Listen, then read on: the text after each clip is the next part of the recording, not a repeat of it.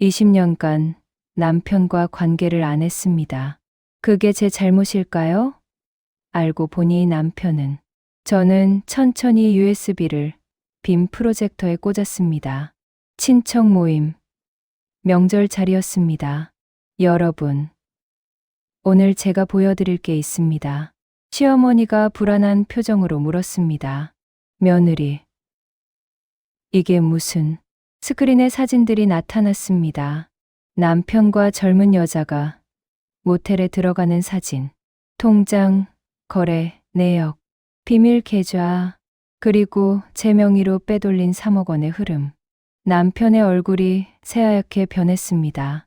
여러분, 제 남편은 20년간 저를 여자로 보지 않았습니다. 그 시간 동안 밖에서 다른 여자를 만났고 제 재산을 빼돌렸습니다. 그리고 지금 저와 이혼하려 했습니다. 온 가족이 숨을 죽였습니다. 하지만 여기까지 오는 길은 고통의 연속이었습니다. 20년간의 무성 생활, 자존감의 붕괴, 그리고 발견한 충격적인 진실. 지금부터 그 이야기를 들려드리겠습니다. 80가지 인생극장. 우리의 진짜 이야기가 마음을 울립니다. 이 채널이 마음에 드신다면 구독과 좋아요 부탁드립니다. 안녕하세요. 저는 51살 윤미경입니다. 25년간 전업주부로 살았습니다. 서울 강남구 아파트 40평에서 남편, 그리고 대학생 아들과 살고 있습니다. 남편은 대기업 부장으로 월급 700만 원을 받고 공동 재산은 5억 정도 있습니다. 겉으로 보기엔 부유한 가정입니다. 강남 아파트, 외제차, 해외여행. 주변에서는 부러워했습니다. 하지만 아무도 몰랐습니다. 저희 부부가 20년간 각방을 쓴다는 것을. 부부관계는 아들을 낳은 후 완전히 끊겼습니다. 처음엔 출산 후 몸조리 때문이었습니다. 그리고 육아로 바빠서 그렇게 1년, 2년이 지나면서 자연스럽게 각방을 쓰게 되었습니다. 처음 몇 년은 제가 먼저 시도했습니다. 여보, 오늘 피곤해. 미안. 남편은 늘 피곤했습니다. 10년이 지나자 저도 포기했습니다. 그냥 이렇게 사는 게 우리 부부구나 생각했습니다. 주변에 물어보니 비슷한 부부들이 많았습니다. 중년이 되면 다 그렇게 산다고들 했습니다. 그래서 저는 참았습니다. 20년간. 하지만 작년, 우연히 남편의 휴대폰을 보게 되면서 모든 것이 무너지기 시작했습니다. 그날은 남편이 휴대폰을 집에 두고 출근한 날이었습니다. 점심때쯤 남편에게 전화가 왔습니다. 거실, 소파에 놓인 남편 휴대폰이 울렸습니다. 여보라는 이름이 떴습니다. 이상했습니다.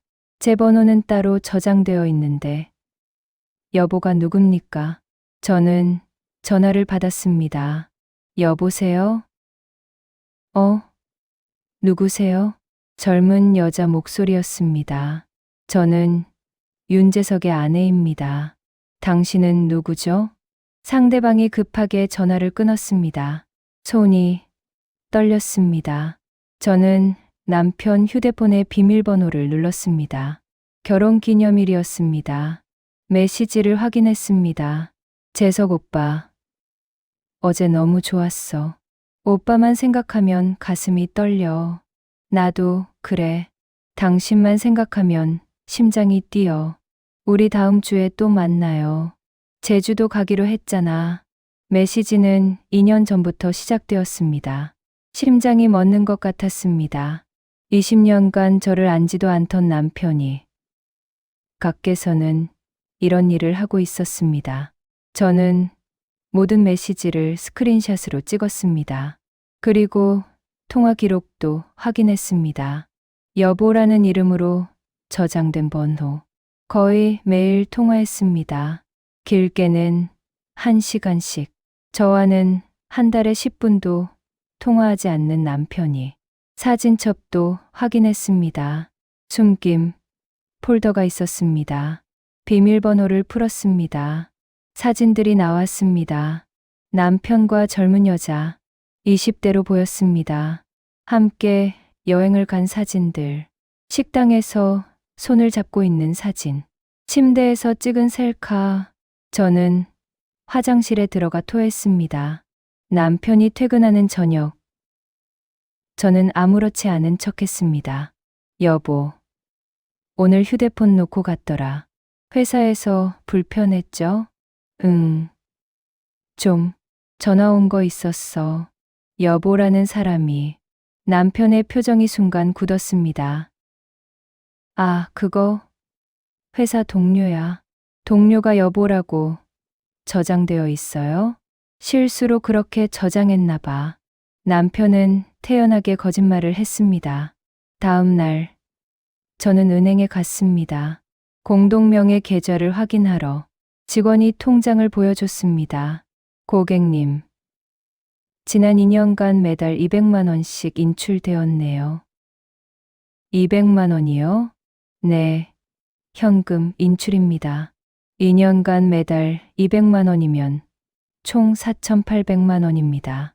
그리고 6개월 전에는 한 번에 3억 원이 다른 계좌로 이체되었습니다.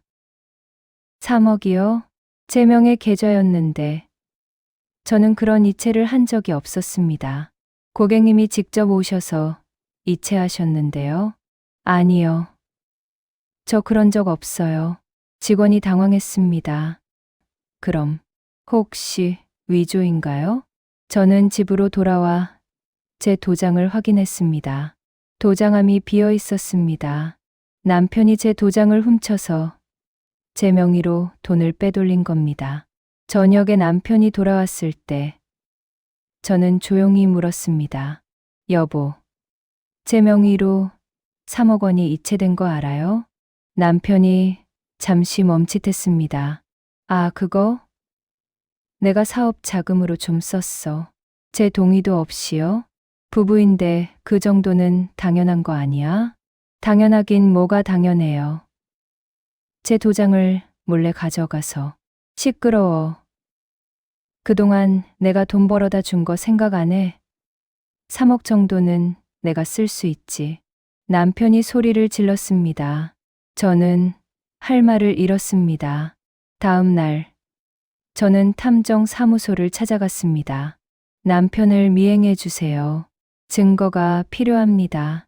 네, 부인. 어떤 증거가 필요하신가요?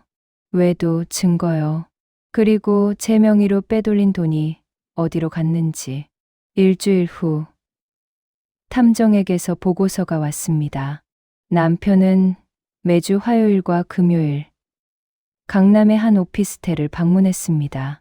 그곳에는 27살 여자가 살고 있었습니다. 직업은 무직. 이 여자에게 매달 300만 원씩 생활비를 보내고 있습니다. 그리고 6개월 전, 이 오피스텔을 2억에 매입했습니다. 명의는 이 여자입니다. 제 돈 3억 중 2억이 그 여자의 집으로 간 겁니다. 더 충격적인 건 탐정이 건넨 다음 서류였습니다. 부인. 그리고 이건 남편분이 변호사와 상담한 기록입니다. 변호사요? 네. 이혼 상담입니다. 3개월 전부터 준비하고 계셨더군요. 서류를 보니 남편은 이혼 후 재산을 최소화하기 위해 계획을 세우고 있었습니다. 심지어 메모에는 이런 글이 적혀 있었습니다. 아내 정신과 진료 기록 필요. 우울증 진단서 받으면 재산 분할 유리. 남편은 저를 정신병자로 만들어서 재산을 독차지하려 했던 겁니다. 저는 더 이상 참을 수 없었습니다. 그날 저녁 남편에게 탐정 보고서를 보여줬습니다. 이게 뭐예요? 남편의 얼굴이 굳었습니다. 당신, 날 미행했어? 20년간 저를 여자로 안 봤으면서 밖에서는 27살 여자랑 살림 차렸네요? 제 돈 3억으로 그 여자 집까지 사줬어요? 그리고 저랑 이혼하려고 계획까지 세웠고요. 남편이 갑자기 화를 냈습니다. 그래, 다 맞아. 나 여자 있어. 그게 어때서?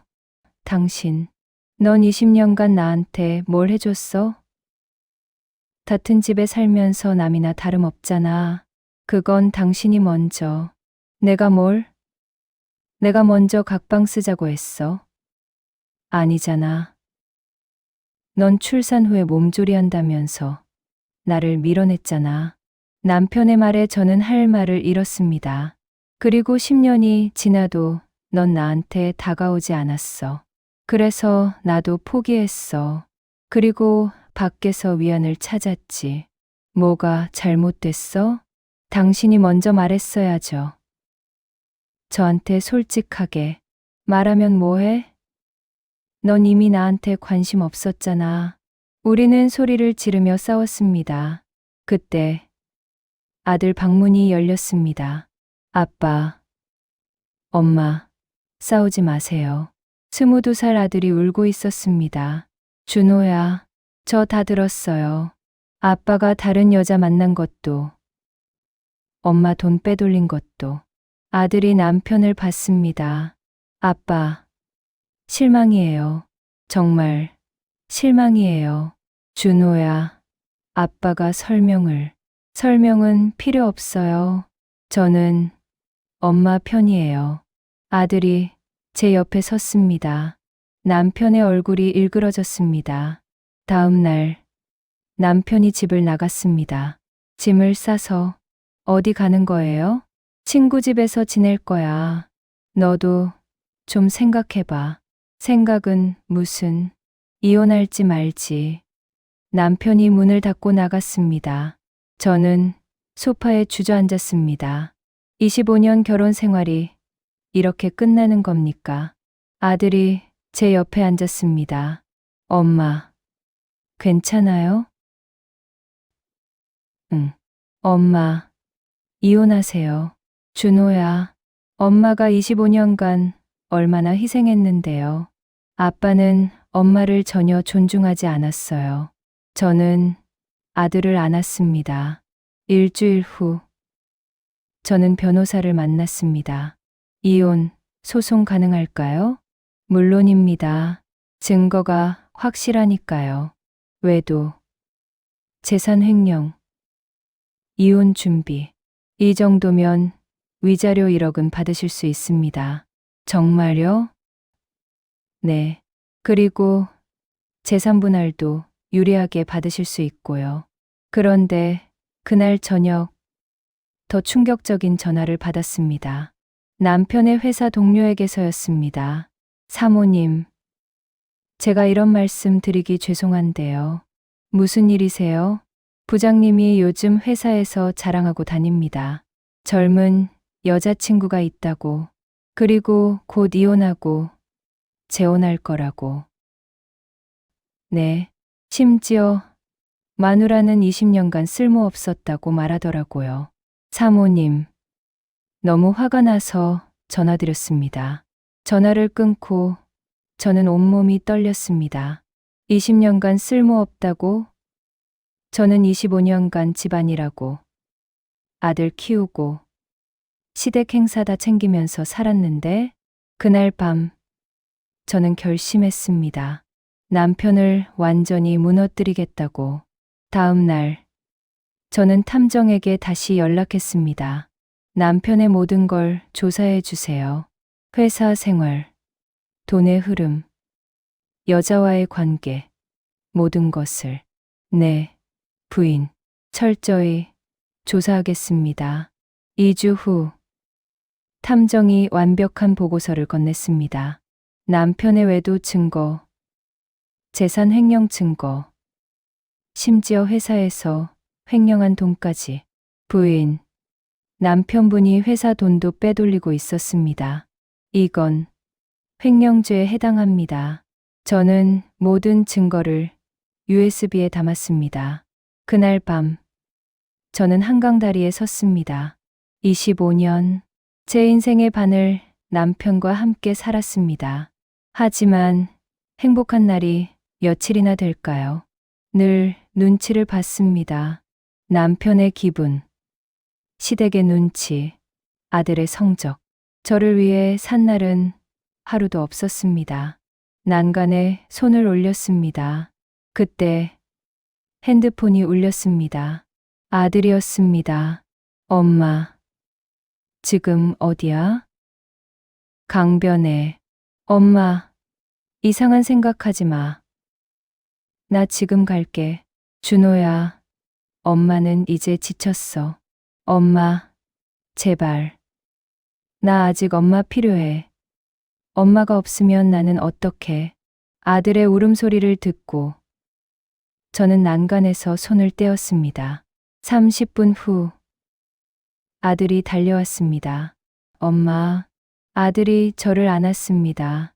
엄마, 제발 이상한 생각하지 마. 우리 아빠 없이도 잘 살 수 있어.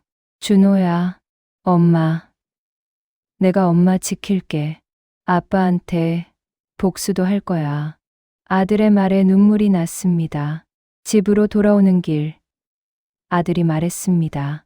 엄마, 나 아빠 회사에 제보할 거야. 아빠가 회사 돈 빼돌린 거. 준호야, 그럼 아빠가 상관없어. 아빠는 엄마한테 너무 심했어. 다음 날, 저는 친구를 만났습니다. 20년 지기 친구였습니다. 미경아, 뭐 많이 힘들겠다. 응. 25년이 허무해. 그래도 너 잘못 없어. 남편이 나쁜 거지. 친구가 제 손을 잡았습니다. 미경아, 나 솔직히 말할게. 나도 10년 전에 남편한테 배신당했었어. 정말? 응. 남편이 바람 피웠어. 나도 이혼 고민했었지. 그래서 어떻게 했어? 이혼했어. 그리고 지금 혼자 잘 살아. 친구가 웃었습니다. 미경아, 이혼이 끝이 아니야. 새로운 시작이야. 너도 할 수 있어. 그 말이 저에게 용기를 줬습니다. 일주일 후, 명절이 다가왔습니다. 추석이었습니다. 시댁에 가야 하는 날이었습니다. 저는 결심했습니다. 이 자리에서 모든 걸 끝내겠다고. 명절 전날, 저는 시어머니께 전화했습니다. 어머니, 내일 명절인데 제가 발표할 게 있어요. 무슨 발표? 가족 모두가 알아야 할 일이에요. 무슨 일인데? 내일 보시면 아실 거예요. 시어머니는 불안한 목소리로 물었습니다. 며느리, 혹시 재석이랑 무슨 일 있니? 네, 큰일 있어요. 내일 말씀드릴게요. 전화를 끊고 저는 USB를 확인했습니다. 모든 증거가 들어 있었습니다. 추석 당일 시댁에 온 가족이 모였습니다. 시어머니, 시아버지, 시누이, 시동생, 그리고 남편. 남편은 제가 올 줄 몰랐는지 놀란 표정이었습니다. 미경아, 왜 왔어? 명절인데 당연히 와야죠. 제사가 끝나고 식사 시간이었습니다. 저는 가방에서 노트북과 빔 프로젝터를 꺼냈습니다. 여러분, 제가 오늘 보여드릴 게 있습니다. 시어머니가 물었습니다. 며느리, 이게 뭐니? 어머니, 그리고 모든 가족 여러분, 제가 25년간 이 집 며느리로 살았습니다. 오늘 그 25년의 진실을 말씀드리겠습니다. 저는 프로젝터를 켰습니다. 남편의 얼굴이 하얗게 변했습니다. 스크린에 첫 번째 사진이 나타났습니다. 남편과 젊은 여자가 모텔에 들어가는 사진. 시어머니가 비명을 질렀습니다. 이게 뭐니? 어머니, 제 남편은 2년 전부터 27살 여자와 불륜 관계를 유지하고 있습니다. 두 번째 화면, 문자 메시지들. 그리고 이 여자에게 매달 300만 원씩 생활비를 보냈고요. 세 번째 화면, 부동산, 계약서. 제 명의로 빼돌린 3억 원 중 2억 원으로 이 여자 명의의 오피스텔을 사줬습니다. 네 번째 화면, 남편의 변호사 상담 기록. 그리고 남편은 3개월 전부터 저와 이혼하려고 준비했습니다. 저를 정신병자로 만들어서 재산을 독차지하려 했습니다. 시아버지가 벌떡 일어났습니다. 재석아, 이게 사실이냐? 아버지. 다섯 번째 화면, 회사 횡령 증거. 그리고 남편은 회사 돈도 5천만 원 빼돌렸습니다. 이것도 그 여자에게 줬고요. 온 가족이 충격에 빠졌습니다. 시어머니가 남편에게 다가갔습니다. 재석아, 이게 다 사실이냐? 내가 정말 이런 짓을 했냐? 남편이 변명을 시작했습니다. 어머니, 그게 아니라 미경이가 20년간 저를 20년간 뭘? 제가 끊어 말했습니다. 제가 20년간 당신을 여자로 대하지 않았다고요? 맞아요. 하지만 그건 당신도 마찬가지였잖아요. 당신은 출산 후 제가 힘들어할 때 한 번도 도와주지 않았어요. 밤에 아이 울면 나만 일어났어요. 당신은 피곤하다며 잤죠. 저는 가족들을 돌아봤습니다. 그렇게 10년이 지나면서 우리는 자연스럽게 각방을 쓰게 됐어요. 당신도 저한테 다가오지 않았고, 저도 포기했어요. 하지만 그렇다고 해서 바람을 피워도 되는 겁니까? 제 돈을 빼돌려도 되는 겁니까? 시어머니가 남편을 돌아봤습니다. 재석아, 너 정말 실망이다. 신우이도 한마디 했습니다. 오빠, 이건 너무한 거 아니에요? 형수가 25년간 우리 집안 얼마나 고생했는데 남편이 할 말을 잃고 고개를 떨어뜨렸습니다. 저는 마지막 서류를 꺼냈습니다. 이건 이혼 소송 청구서입니다. 다음 주 월요일에 법원에 제출합니다. 그리고 이건 회사 횡령 증거입니다. 남편 회사에도 이미 제보했습니다. 남편이 고개를 들었습니다. 눈에 눈물이 고여 있었습니다. 미경아, 제발, 늦었어요. 25년간 기회는 많았어요. 당신은 그 시간 동안 단 한 번도 저를 존중하지 않았잖아요. 시아버지가 말했습니다. 며느리, 우리 아들이 잘못했다. 이혼해라. 우리도 너를 응원한다. 이혼 소송은 4개월 만에 끝났습니다. 남편의 외도, 재산 횡령, 모든 것이 인정되었습니다. 남편은 회사에서도 징계를 받았습니다. 횡령 사실이 밝혀지면서 해고되었고, 업계에서 완전히 매장되었습니다. 그 젊은 여자도 남편을 떠났습니다. 남편이 직장을 1차 연락도 받지 않더랍니다. 제3분할로 2억 5천만 원을 받았고 위자료로 1억 원을 더 받았습니다.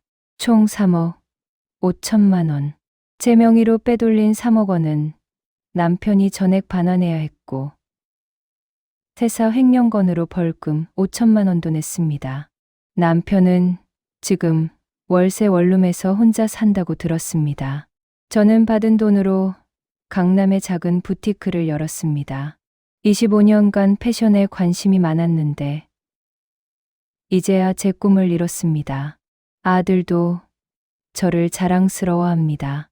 엄마, 진짜 멋있어. 혼자 힘으로 이렇게 일어섰잖아. 고마워. 준호야, 지금은 한 달에 300만 원 정도 벌고 있습니다. 남편 없이도 충분히 살 수 있습니다. 그로부터 2년이 지났습니다. 저는 지금 53살입니다. 강남에서 부티크를 운영하며 혼자 잘 살고 있습니다. 얼마 전에는 단골 손님 중 한 분과 가까워졌습니다. 저보다 2살 많은 55세 남성분인데 5년 전에 아내와 사별하셨다고 합니다. 우리는 천천히 서로를 알아가고 있습니다. 아들은 대학을 졸업하고 좋은 회사에 취직했습니다. 가끔 가게에 놀러 와서 엄마 고객 많아졌네 하며 기뻐합니다. 남편은 한 번 연락이 왔었습니다. 미안하다. 다시 시작할 수 없겠냐고.